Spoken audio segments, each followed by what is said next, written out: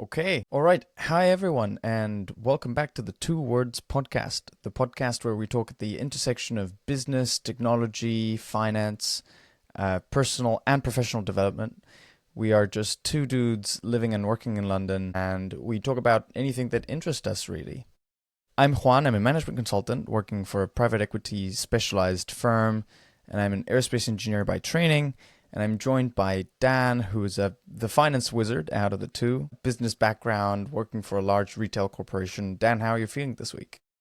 I'm feeling great, Juan. I'm excited to be filming this. How are you doing? Yeah, I'm doing great. Good to go back to work this week after some holiday skiing, but I'm back in London. And unlike last week, where there were certain things that happened that we just had to talk about because Trump had gone into office. There was this turmoil in the markets after this Chinese AI lab company, DeepSeek, released their latest model.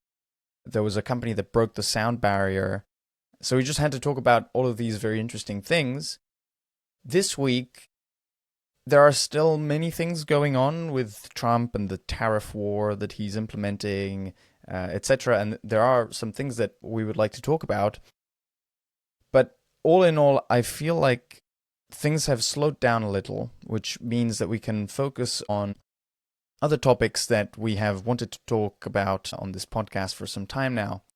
So, Dan, you may or may not know this, but since I came out of my previous project, I've generally had some downtime to focus on other things, and among those, I've been doing a lot of interviews. So, for anyone that doesn't know how consulting works, consulting is typically very project-based, which has its advantages and disadvantages. Overall, I think it's a great dynamic when you start to work because you get to see a lot in a very short period of time, which in my opinion helps accelerate your learning curve. But essentially, what it means is that you jump from project to project where you work on a very niche problem for some time, then you jump and sometimes you just work on a different problem for also a different company. And it depends on the type of firm that you join. But if you join a generalist firm, your skill is to be able to structure and solve problems with first principles thinking, which is something that people often ask me, which is, hey, what skill do you develop when you work in consulting? Because it's not like you, Dan, where you have a very particular set of skills and expertise in finance. For example, you know a lot about finance reporting, or you can tell us all of those skills that you have, which are finance specific, which I don't have. But in a way, what consultants have is deep expertise in structuring and solving any type of problem. So that is why sometimes when someone asks me what is consulting, and ultimately what it boils down to is just brain power on demand. Typically, when you have a management team and they are focused on a lot of different initiatives, they have to run their own businesses, then you can hire consultants to run other initiatives that are strategic or just a priority. Now, I said that it depends on the type of firm that you join because you can also join a specialist firm and the specialization can be around a particular service or it could be a particular industry as well. So we both have a friend that works in a procurement consulting firm, right? So you build a deep expertise in procurement. I have a friend that only works on insurance industry projects. So he's an expert in the insurance vertical. Anyway, as I said, I'm supporting quite heavily now with hiring and doing many interviews, sometimes several interviews per day. And I've talked to a lot of people that just don't know what to do after university, and so consulting seems like a good option. They never tell you that like that, but you can tell from some of the answers that they give. Some have had certain experiences like internships and just haven't liked them. Some just have been having trouble with finding a new job, and we can talk a bit about that as well, because I do think that we are in a tough job market at the moment. But I feel like many people just struggle with what it is that they want to do in their lives. And rightfully so. It's typically these people, and I'm interviewing for a lot of graduate level positions. So after you do a master's, then you can become an analyst, which is the position with which I joined the firm. So in a way, I can see myself reflected in those candidates that I interview sometimes. And so buckle up because I'm preparing a loaded question for you. I know you sent an article about Gen Z as well and the lack of motivation in their work, which you can also introduce for our audience. But I guess my question is, what advice would you give to young people? And this could be people graduating university or even young workers like us with up to 5 years of work experience in exploring what they want to work on professionally. Yeah. So that's a really difficult question, Juan, because I told you it's a loaded question. yeah, I think the main thing, taking a step back, is, every single person on this planet is different, and what drives them, their life experiences, or what they consider success even, right, is multifaceted.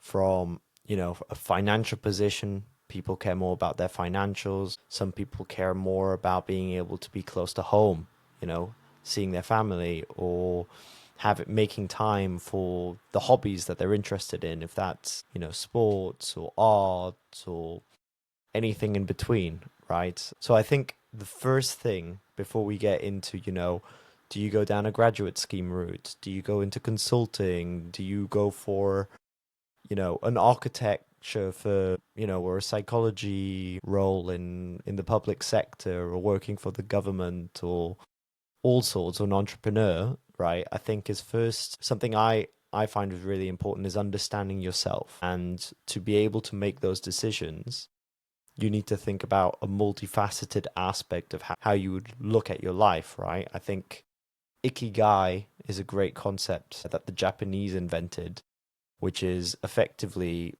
it means, right, a reason for being, or what gives life its worth. And it basically breaks things down into a sort of Venn diagram approach of thinking about what you love, what the world needs, what can be paid for, and what you're good at naturally. And when you combine those two in the middle, if you can get a bit of everything, then you can have your ikigai. But I think one of the reasons that, what you were saying, you can tell people aren't sure, they might go into consulting, is, as we know, right, when you're making these decisions of your first job, you probably don't know what you're passionate about. You probably don't know exactly what the world needs. You probably don't know exactly what you're good at and can be paid for in terms of a real life skill, because you're following the education system until that moment in time. So to be honest, I think the first thing is then trying to take that a little bit step out of, like, do you enjoy problem solving? Do you enjoy fast-paced dynamics? Do you enjoy being curious about the world? Well, then probably consulting's a good, starting point, because you realize that those sorts of skills is what consultants are being paid for, right? Problem solving, being curious, being deployed in companies to help with certain projects.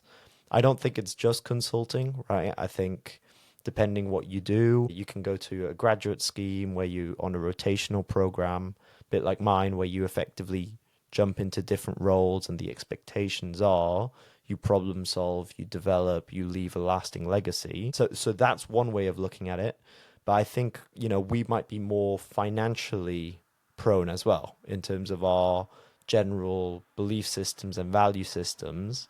We might think that financial success is an important factor, whilst, some people might value it less. I know plenty of people who would much prefer to be an architect or a civil engineer than, with the similar skill set, going to, maybe even quant trading or something Right. along those lines, because of the fact that that's what they care about, and they feel like they're making a positive impact, despite the fact that if you look at the average pay, financial services as a whole will pay a lot more than those sorts of career trajectories. Yeah, would you consider consulting part of financial services? I think, first of all, finance is a very broad term, right? It's one of the biggest industries in the sense of you've got so many different facets of finance, right? You've got trading, you've got investment banking, you've got private equity, you've got VCs in a way, right? I would consider all of those in the financial bracket. Financial services like the big four. You have corporate finance professionals like myself working in large companies and CFO sort of. So it's quite a complex industry as a whole. I do think there are links, especially in London, because let's say if you look at an Oliver Wyman or an LEK, they Hmm. specialize a lot in financial services. So there are natural ties there because of the geography, right? So in terms of the sorts of clients in London, you have a lot of banks, you have a lot of financial services institutions. The other perspective could be your customer, right? And if you consider private equity is a financial services client, then maybe, you might consider that the provider of that client's services could be somehow linked to that industry, if you see what I mean. Mm, yeah. Personally, I don't think so. I think my, like you said, it's about problem solving, it's about deployment of resources when either the firm doesn't have it or when they want to have a separate team who can be quite objective about those sorts of decisions, right? If that is the best growth strategy, if that's a cost cutting, those sorts of big structural changes, that's where it becomes quite useful to bring in somebody who's not associated emotionally or physically with the firm. So that's how I would look at it, because that's what it is, right? It's the Yeah. deployment of smart people. It's Yeah. yeah, so I would consider it, and there's a reason why I'm asking this question. I would consider it an adjacent Hmm. to financial services as an industry. Again, if you specialize on a particular vertical while working on management consulting, and that vertical happens to be financial services, then yes, you are going to become an expert in finance. Otherwise, I wouldn't consider it a financial services role. And it's important because we have a lot of applicants that when they apply to our company and when they apply to consulting roles in general, they are trying to decide between if they want to go into banking, investment banking, private equity, VC, management consulting, and management consulting almost happens to appear there as one other candidate inside this realm of financial services. And then in reality, if you become a management consultant, yes, you will need to understand finance fundamentals, business finance fundamentals, but the level of specialization that you're going to have in finance really will vary depending on what type of role you go into and what type of firm you go into. And specifically in our case, for example, we are not very heavy on finance. So it's very important that someone that is going to apply for their first role first decides if they really want to go into one vertical or the other, instead of just bundling all of the terms together and saying, well, these are all financial services, so let me just apply to consulting and investment banking at the same time. There are very different types of jobs. And so I think that's something that someone would need to think through very carefully before applying.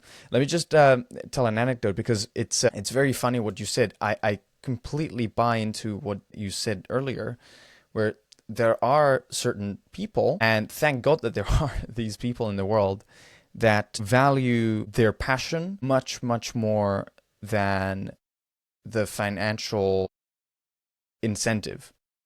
And so it's interesting because we worked on a project for drug discovery lab, essentially, company. And we were doing something, again, not related to any technical science work, but we were looking at restructuring the company.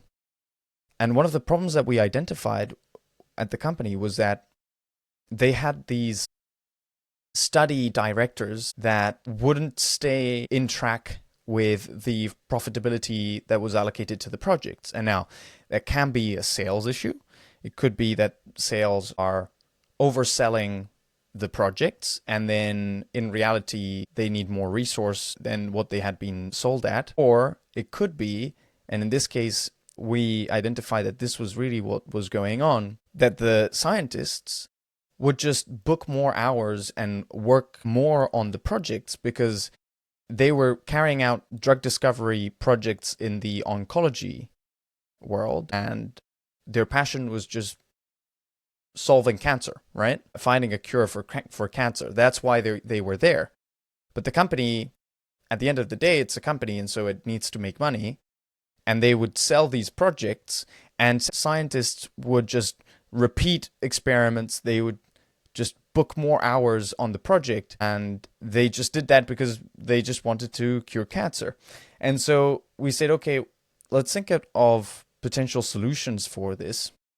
And then we say, well, there's a clear solution, which is let's introduce a robust performance management framework where study directors can be incentivized if they keep their studies within the profitability limits. And we said, well, I mean, this is just low-hanging fruit. It's so obvious that when we started thinking about it, and I think we even pitched it to one of the managers at the firm, they said, yeah, this is not going to fly.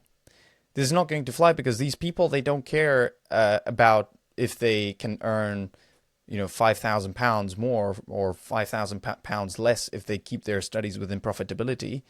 They just care about curing cancer. And so in the end, what we ended up recommending was that instead of a financial incentive, what the company would give them if they kept their studies within the profitability limits would be tickets for science conferences or new machinery in the lab. And it turns out that worked much better than the financial incentive. So yes, there are certainly different types of people in this world, and thank God for it, really. Absolutely. And I think what's interesting there, Juan, is, that's where I think the starting point of that project is from a shareholder wealth creation perspective, right? So your starting point is, okay, this company, we need to stay in the profitability limits to drive overall shareholder wealth. How do we do that? And so therefore, the initial thought is, how can we do it from a financial perspective? That was the initial thought on the project. So that's where I think people might tie the similarity between a management consulting and another sort of financial industry, because that's perhaps the initial starting point. But of course, right, like you said, then as you've understood, you develop. Don't get me wrong, there are tons of consultants working in government, right, in the UK and across the world, even with the United Nations. So it's not just that perspective. I think that's also an important thing to clarify. But it does make you think as well, right? That little bit of self-reflection of like, oh, okay, the starting point was let's try a financial measure. But yeah, it is great. We have people who would rather just stay in the lab and work longer hours and then get a conference ticket, because that will fundamentally push things that are important for society, like curing cancer, in the right direction. Yeah, but let's also not villainize, if that is a word, the looking at things from the financial perspective and trying Not at all. No, I'll tell you why, which is sometimes people can view these types of jobs like finance, like consulting. Typically they're high-paying jobs. They look at financial terms, and in the end, it's hard to see the value because it's several chain links backwards, right? And the reality is that if someone wouldn't have gone in, and we can talk about some of these topics later because there are interesting developments here happening again. But for example, I take job cuts. If some consultant goes in and is tasked with finding cost savings in a company, people may tend to think that it is because you just want to maximize shareholder value and you're creating wealth. And there is some wealth creation that goes to the wealthy because of their investments, but they are taking risk, so they're entitled to that return. And sometimes they won't get a return. So, that's the whole nature. We just only see one side. But the reality is that if these projects are not done, if management consultants don't go in, and it could be management consultants if you need to outsource the problem, but if you have resources inside that can tackle the problem, like the CEO, the CFO, or whoever is in the company, then if they don't take this financial angle, the reality is that companies fail. They always fail for financial reasons. And if a company goes under, then there is just no platform to do any studies for any scientist to try to cure cancer in the first place, right? Yeah. So yeah, and I know you agree. I just wanted to verbalize it for the audience as well. I've been on projects. I remember one specific project that we went in with the task to find cost savings. We had to find 100 million. It was a company headquartered in Australia, but they had their major operations in the US. But it was 100 million Australian dollars, which I think is around $80 million American dollars. And if we hadn't found those cost savings, the company's alive now.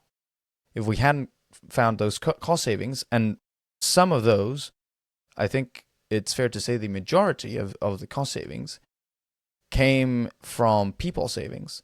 If we hadn't done that, that company would have gone under, and it would have destroyed thousands of jobs, right? So things are a bit more complex, like it is typically portrayed. Yeah.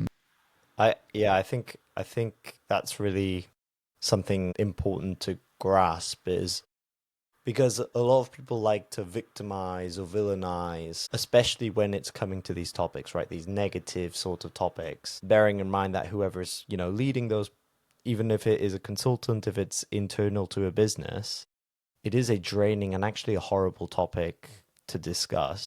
But it's necessary for exactly the reasons you've said, Juan. It fundamentally, if done correctly for the right reasons, that's also the key, is because there is a structural problem in the organization, both in terms of the resources and in terms of perhaps even a cultural fit, right? If you're attracting mediocre talent, you're going to have a lot of people on your payroll who are not bringing you the value that you need as a company. So that's where, a lot of this stuff comes in, because and these these things about like cutting the fat and all the rest of it, but for the reasons of providing wealth to those individuals, providing a sustained economy, which is what all economies are based on, this private sector thriving. And that's where, that's how consulting started. McKinsey started, I think, 1920. The original starting point was they realized there was a gap between what organizations should look like versus what they were currently at, and basically cutting the structure of an organization to correct it in a way that boosted productivity, boosted the culture of those organizations, and effectively solving the fundamental problem, which is what, if there's a problem with a business, it will usually be profitability, which is driven by both revenue and cost. And who drives revenue? The employees. Who increases cost? The employees. So, right? So fundamentally, it makes sense. And I think that's something important for the audience to understand as well. I do think that, you know, in our case, we care about these things. We're passionate about these things. So we're prone to go into those industries which have synergies. But, I completely get that maybe somebody, I know personally a lot of people who don't think like that. And that is also really valid. But, from a personal finance perspective, it's really important that you think a little like that as well, right? Where is my money going? Is it going to provide me? Think of yourself as a business. And like you said, right, most businesses go bust because of their financial issues. 92% of startups fail in the first 5 years because of cash flow problems, not profitability problems. So, just managing the operations of a business, as simple as having your bank account not be at zero, is actually difficult if we look at the statistics. So that's where consulting really is a great adder of value, and where finance professionals like what I do is a driver of growth in a way, because we're managing resources. Yeah. I mean, no company ever went bust for having too few Christmas parties, right? Exactly. Companies go bust because they lack cash flow, because their profitability goes down, their margins go down, and therefore they lose their credit lines. It's always very financial driven. But on the contrary, like you correctly point out, thank God that not everyone wants to be a management consultant or work in finance, because you need all of these other roles that also generate value. And you need scientists to cure cancer, and you need a doctor to go to the doctor, and you need a taxi driver to hop on a taxi. It's a puzzle. Without all the puzzle pieces in its place, things can go south very quickly. It's astonishing to me. It's every time that I think about it is, how can everything be in perfect balance all the time, constantly, that you will always find people that are willing or wanting to become a doctor, to become a lawyer, to become, like, it's just beautiful that we are so diverse that we can cover every single aspect of the economy that is needed, right? Yeah, and I think it's actually goes broader than just the economy, right? Because, like you said, doctors, a fundamental important issue we have is healthcare. But even the nicer little things in life, like culture, what is culture? It's food, it's art, it's music, it's, absolutely everything. And we are very economic, and we think, especially in a big hustling city like London, you think a lot more in economic terms. Fundamentally, if you didn't have a Van Gogh, if you didn't have a Picasso, the world would be a bit more of a duller place. And the same applies to food, right? If nobody created a tortilla, Juan, it wouldn't be a classic in our household, So Yeah, I wouldn't be alive, frankly. yeah, I was gonna say, like, I don't know how you'd survive. Yeah, so I think those are also really interesting ones. Yeah. Well, we've touched on the topic slightly, but I think it's important to bring it up, because one of the things that did happen last week was that there were several announcements by the large technology companies like Meta, like Google again, on employees bracing for more job cuts. And it seems like Meta is going to be cutting around 5% of its workforce, which could mean almost 4,000 employees. That's a lot. And yeah, it's a lot. Yes, and it's especially a lot when you come from the history of Meta having announced already in 2023 that 2023 was the year of efficiency, and that continued into 2025, and now there's job cuts again. Google as well announced that it is cutting employees. Again, in 2023, Google laid off around 12,000 employees. 2024, they continued the layoffs with 1,000 more employees. And this year, they're conducting another round of layoffs. This is not unusual either. I mean, when you work in the industry, layoffs are not always done in one big cut. There are rounds, so it is to be expected. It is just that every time that it's announced that there's going to be another round of layoffs, people start talking about it, obviously. And now it seems like on their, I think it's called their platforms and devices group, that they're offering severance packages again. I think that group includes employees that work in software products like Android, Chrome, Google Photos, I think Google Play as well. So they are going to be taking cuts there. It's very interesting to hear from companies in technology that they are now going to be cutting based on performance. So they are going to be targeting low performers as part of this broader move to leaner operations. And I have a hypothesis, which is that they are doing this because they have understood that they need to invest a lot of money upfront, capex on AI, and that there is where the value is going to be created. And they really want to move towards efficiency after having had all of these years of hype in technology that has really created these entitled employees. I think we've talked about it in other episodes, but these, employees at places like LinkedIn, I'm sure Meta as well, Google. Well, we saw what was going on Twitter, that Elon Musk could just go in and take out 80% of the workforce, and the company is still operative today.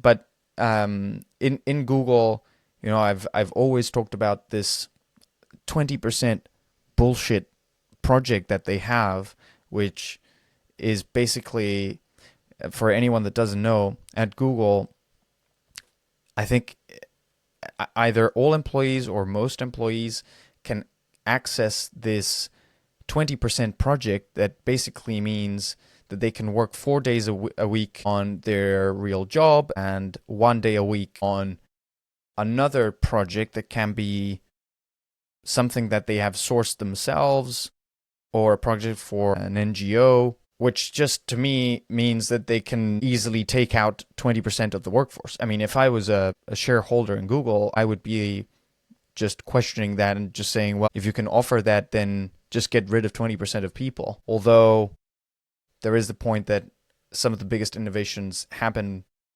because of allowing that flexibility and software, etc. But overall, over the last couple of years, especially in tech companies, there's been this creation of the entitled workforce. And so it's interesting that they're now targeting low performers as part of these layoffs. And again, it's interesting because I sometimes dabble with this question that if you were to ask every manager to rank their employees in order of performance, could you really not fire that 20th employee and either replace it or just carry on without that employee? I have a strong opinion that in general, if you go into a firm and you say, okay, so 5%, that is one out of every 20.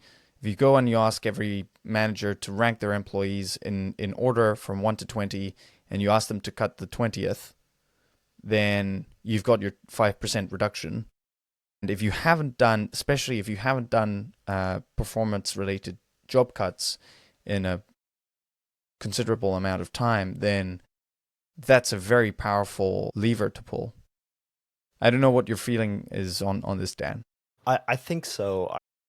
The first thing is I like to apply the 80-20 rule to everything, right? Pareto's law, which is with 20% of the workforce, you're creating 80% of the value. That's just going to be the reality. So in that sense, absolutely, I think there's a huge tail. I think one of the more complicated discussions is actually, especially in these tech firms, and we've mentioned it before, is how do you actually measure performance?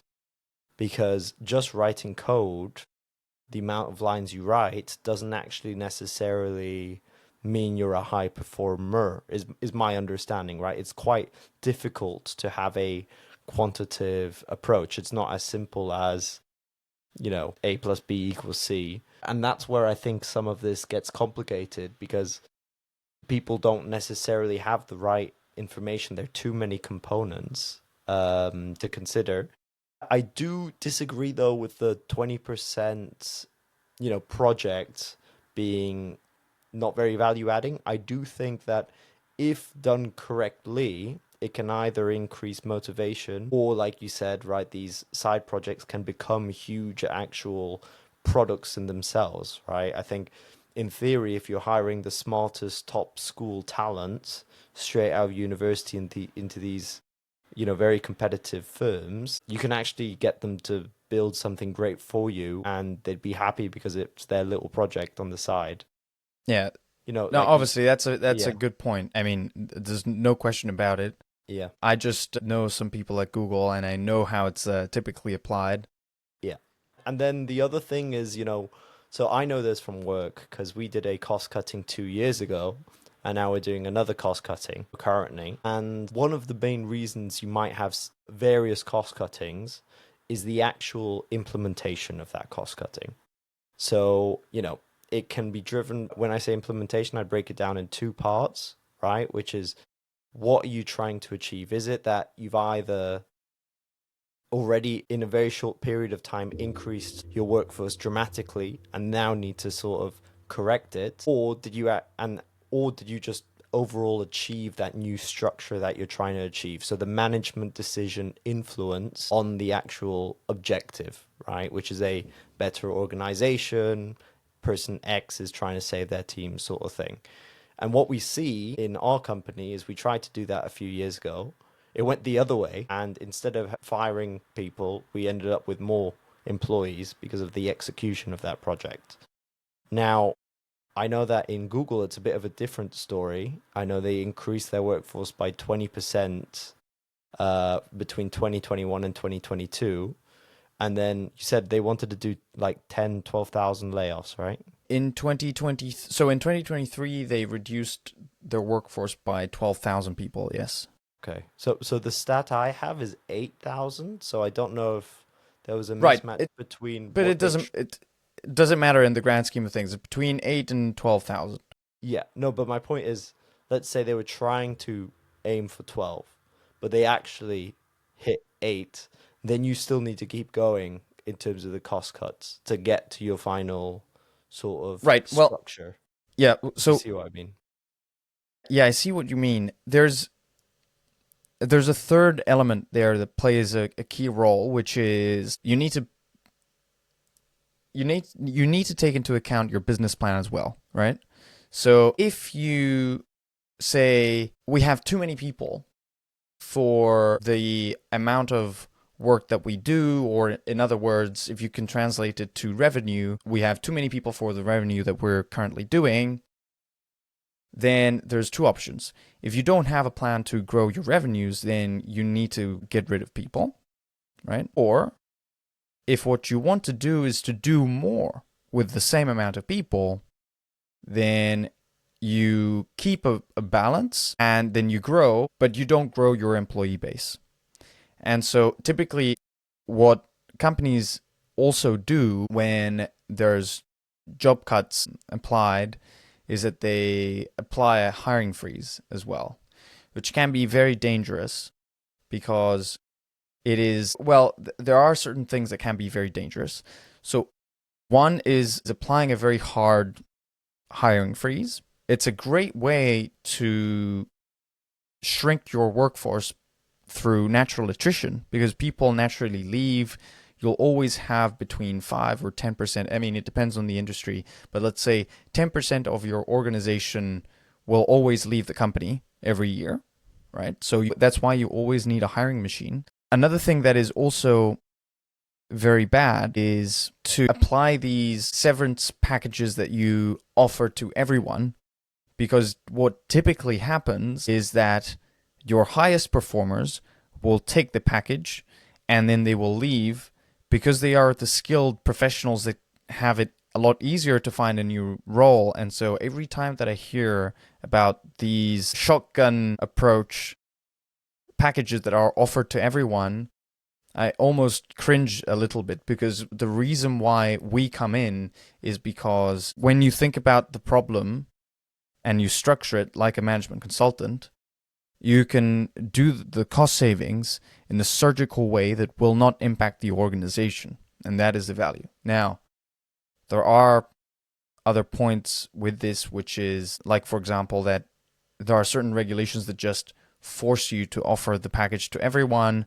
There are ways around it. Let me just tell you another anecdote. It is typical, and we have lived through projects like this. And the first time that I heard it, I was really impacted. But it is a practice to try to bully people out of the organization, right? So people that are just low performers, that just hang around, and just when you offer them their package and say, hey, if you leave, I'll give you 100 grand if you leave. There are some people that just won't take it because they're so unskilled. They just say, we're too old, we're too unskilled, we just don't know how to do this job anymore. And so we have no chance finding another job, so I'll just keep coming to the office. And then is where you can have the bullying approach, where you just put all of those people together, so you avoid the rotting apple, so the rot from spreading. You put those people together, you put them in a basement, no light. No, I'm kidding, but you sometimes can force those people to go into the office every day, and everyone else can have flexibility from working in terms of working from home. Yeah, It's not the best approach, but it's sort of firing them, but at the same time not having to pay them the package, right? correct. But you would be surprised by the resilience of some of these individuals to just stay no matter what, because they are so unskilled. It is just crazy. It's a crazy concept that people can't just say, I'm too unskilled, I'm not good at this job, that is why I'm a low performer, that's why you want to fire me, and I'm not going to even take your package. You're paying me to leave because I'm not going to find another job. It's just a crazy concept. I mean, Americans listening to this podcast will be cringing at this, but in Europe, that is a reality. And in some countries, especially in countries like Germany, in Spain, we also have a very, very strong worker protection culture that just prevents you from getting rid of these people that are adding no value. And sometimes you're paying these people tens or even hundreds of thousands of euros to just add no value to the organization. Yeah, no, it's actually crazy, but I guess from an employer perspective, you hire 200 people, you get 2, 3 bad apples. It's not that bad if everybody else is great. But yeah, what do you do if you can't get rid of them is then the real question, because like you said, you don't want a bad apple, starts influencing the batch. Yeah. Yeah, I think it's one of those really difficult questions because it's not so straightforward in terms of how you go about it with regulation and everything. And there's always a social agenda as well, right? So, like in terms of regardless of your political views, but if somebody is that unskilled, are you literally gonna stick them on the streets sort of thing, right? I mean, of course, they might, because let's say they have 1 year left, 2 years left on their contract till retirement. Maybe, you might, from that perspective, take a little bit more of a social, empathetic perspective. Right. So I understand. If you're doing this at scale, right? Thousands of people, despite from a pure, rational, risk neutral sort of logical perspective, it's the right thing to do.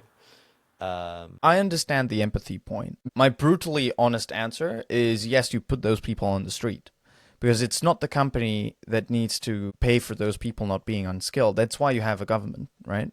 And that's why the government should be the one taking care of making sure that that person is being properly upskilled, right? And running those initiatives. But the government is just too inefficient to do that, at least in Europe. But it's just crazy that they just say, well, then you can't fire it. Then again, it's the same. It goes back to what we were saying earlier. You're just putting the burden on the company. If the company cannot get, like, I've seen these cases, Dan. If the company cannot get rid of these people that are just not adding any value, then the company will become uncompetitive. We, as a country, continent, as a European Union, we just become uncompetitive to other companies from places like the US, that they can make sure that they can apply a high performance culture. And in the worst cases, these companies will go under and they will take the jobs not only for themselves, but they will also with them take the jobs for the people that were adding value as well. No, So it's yeah, it's very yeah, it's complicated. I agree. I think it's more from the devil's advocate perspective of just really, like you said, because of the realities of how Europe works, is you do realize what the alternative is quite a big contrast. But you're right, and I think like the CFO of my company says it all the time. He sees performance as care in the sense of financial performance. If we as a company do well, everybody does well, right? Nvidia, has performed extremely well with a very high performance culture. The stock price has gone through the roof. 1 in 20, you know, individuals who are employed there are multimillionaires. 1 in 3 have a value of more than 20 million in stock options. So that's a good example of just if the company does well from a financial perspective, those people will also get their reward. Of course, that's a quite extreme example, but it's your livelihood. It's making sure that you, as a company, are competitive. That should then be reflected in your reward as well. So I think that's fundamentally a lot of the, good things about, those compensation aspects. And like you said, right, if you do remove that workforce, you could pay even those high performers more. You can have more of an extreme in terms of your overall compensation structure, which can drive talent and move you forward because you actually attract and retain those top performers rather than them leaving because you're non-competitive from a compensation perspective. Yeah. So then, Dan, there was this article that we saw the other day about Gen Z being more fed up with their work than ever. I think that was the title of the article. I'm not sure if you want to talk about this because there is a stark contrast between the productivity that is enabled through AI, the Gen Z generation having this lack of motivation. What's your take on this? Yeah, so I think for the audience, it was a good article. It basically talked a lot about there was a Gallup survey which found that employees under 35 have effectively dropped in terms of their job engagement versus their peer older generations. And we've seen a bunch of statistics like 31% of Americans workers felt engaged in their jobs last year. And that's the lowest that we've seen in a decade. So, there's a big focus here on some of the general macroeconomic shifts and social shifts in how that's impacted our generation. And there's a lot going on. The article talks about the post-pandemic changing expectations of work, the preference for remote work and flexibility of our generation. Also, a huge catalyzer of that was a significant proportion of either our education or early experiences with work had to do with being in effectively working from your bedroom for at least a year. And that has, led to a bit more of a more complex environment.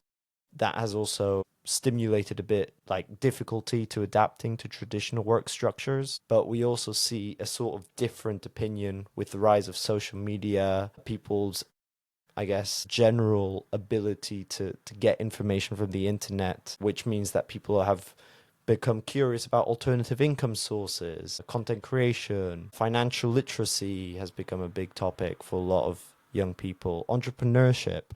So it really changes the way we think as a generation. And I think that's some of the real themes that really strike close to home as well for me, and I think to you, Juan, as well, because it's a really big shift in terms of how we see the world and what does that mean for the future of work. What does that mean in terms of where we're going, because there has been a lot of effectively a little bit of challenge and frustration with working with our generation because of these aspects. Not to mention social media has also reduced our abilities to interact socially, and we prefer to not even speak to somebody in person in the office, but take a call virtually. These sorts of things do happen, and you do notice it, and it's really odd. And I don't know about you, Juan, but 2 years ago was the first time that I stepped in an office after having worked for a year and a few months in internships and whatnot because of the COVID pandemic. So I had no idea what was the right courtesy, what was the right thing to wear. What do I do if I get a coffee? Do I get everybody a coffee? Do I just not say anything, get myself a coffee? It was all new to me. So what are your thoughts, Juan, on the topic?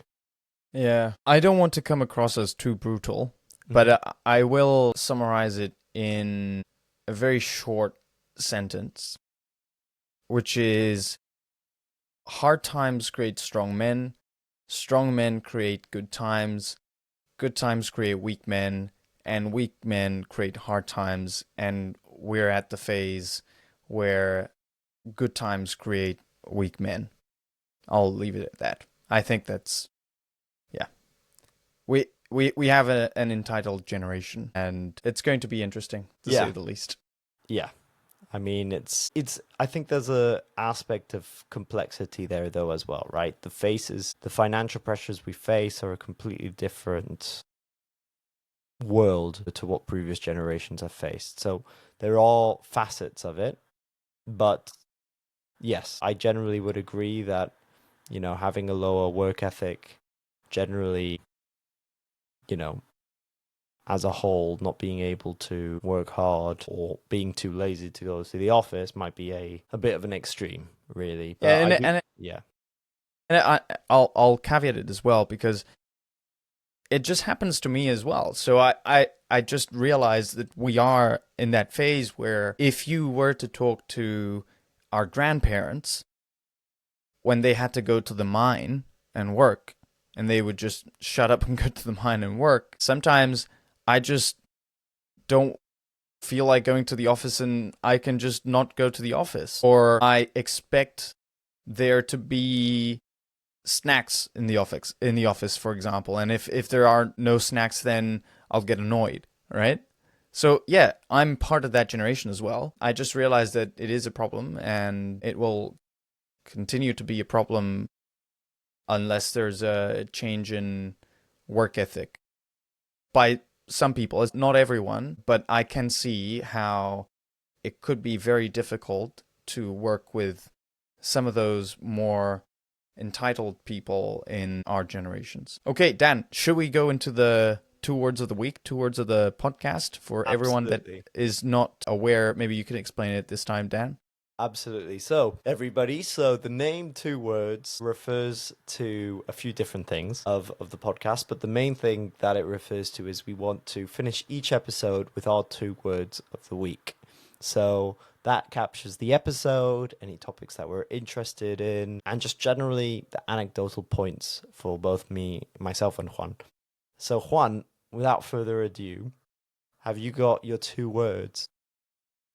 Yeah, so I've been thinking about the 2 words throughout the episode, and just because it is part of what I do day in, day out, and what we have just talked about with the performance-based cuts, my 2 words of the week are going to be performance management, because I just think it is critical to have performance management in an organization where you want also performance to be rewarded, right? If you want to have a well-running machine, performance management is the oil. Let's leave it at that. And I've seen many organizations that fail or are very close to failing because they lack a performance-based culture. And I just think that we need to move towards performance-based cultures. I'm glad to see that we are moving in that direction generally. I'm happy that I'm putting how do you say it in English? My grain of, in Spanish, it's something like putting in my grain of sand. I don't think that's an English expression. Adding my 2 cents to this whole operation. Also what is happening in the US as well, right? I think the world will be a better place if reward is placed upon merit. Yeah, fair. I think that captures a good amount of the episode. I think the other side for me is my 2 words of the week would be self-actualization. So what I mean by that is we've talked about, a lot about, like, we started the episode with who are you? What do you care about? What career advice would you give people? And I think whatever that is, wherever you work, in terms of performing well, the only thing that you can do is first follow your passions, but then whatever you do as you are passionate about, you need to actually think about the things that actually make you better. And therefore you will never be those bottom 5%. And in terms of, developing that harder work ethic than perhaps some of our generation have, I think the best thing you can do is listen to yourself, but also try and improve yourself every day. And it's not something we touched that much on in the episode, but I feel like all the topics kind of lead into that overarching point, if you see what I mean. Yeah, it's hard. 2 words is hard. 2 words is very hard. We should push it to one phrase. Yeah, I was gonna say. But then we might need to rename the podcast to one phrase. Exactly, and I feel like I sort of am slightly cheating every week. 3 words, self-actualization has a hyphen in the middle. It's very difficult. It's very difficult. Yeah. But anyway, Dan, great episode. Great talking to you, like always. And for everyone listening, thanks for tuning in. Again, if you want to support us, leave your comments, leave a like, subscribe if you're not subscribed to our YouTube channel. We always have more views than subscribers, so that generally I would come to the conclusion that there are some people that are listening to us that are not subscribed. So if you have come to this part of the episode, then you may as well subscribe and support us. And yeah, for everyone listening, see you next week. See you next week.